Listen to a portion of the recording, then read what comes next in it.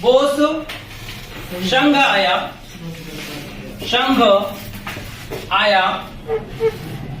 बस व्यापार किया। अनुच्छेद 19 का टोटल ट्रिक है।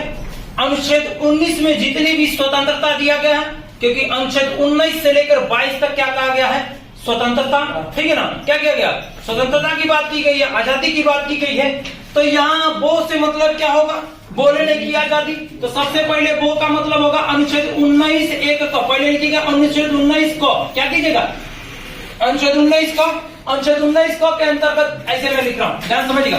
अनुच्छेद 19 को, ठीक है ना, एक लाइन से अनुच्छेद आर्टिकल लिख दे रहा हूं। आर्टिकल 19 को, आर्टिकल 19 को मैं क्या कहता है? बोलने की आजादी। क्या कहता है? वो से बोलने की आजादी। क्या कहता है? बोलने की आजादी।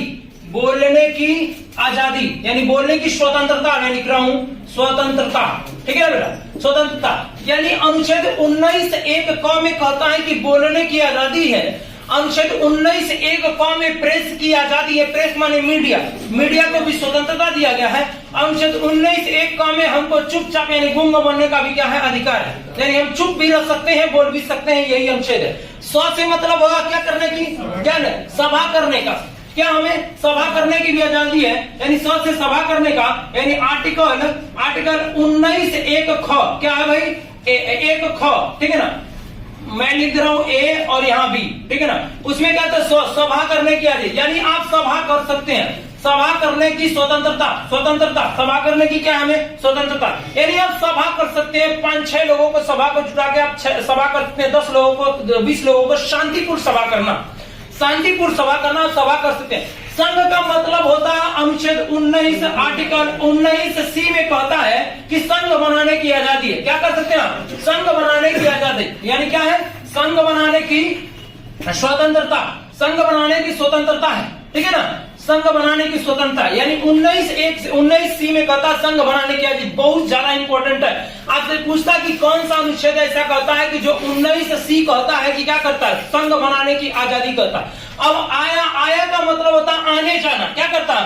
आने जाने की आजादी है, यानी भारत के किसी भी देश में आप आ सकते हैं और क्या कर सकते हैं? जा सकते हैं। यानी अनुच्छेद ये है आर्टिकल 19 डी कहता है कि भारत के किसी भी कोने में आने जाने की आजादी, आप कहीं भी आ जा सकते हैं। ठीक है ना? यानी आने और जाने की क्या है? आने जाने की क्या है? आजादी, आने जाने की स्वतंत्रता। क्या भाई? आने जाने की स्वतंत्रता है। यानी अब बस से, बस का मतलब बसने का, यानी क्या है? बसने का, यानी आप भारत के किसी भी कोने में, जम्मू कश्मीर से लगा के कन्याकुमारी तक कहीं भी आप क्या कर सकते हैं? बस सकते हैं। ठीक है ना? यानी बसने की आजादी है। आर्टिकल 19 ई कहता है बसने की आजादी। क्या कहता है? बसने की स्वतंत्रता। क्या कहता है? बसने की स्वतंत्रता। ठीक है ना? बसने की स्वतंत्रता यानी भारत के किसी भी कोने में आप क्या कर सकते हैं बेटा?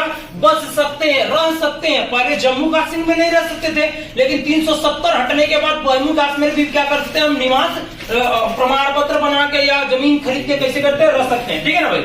हम क्या करते हैं? बसने की बात आती है, उसके बाद हम आते हैं व्यापार।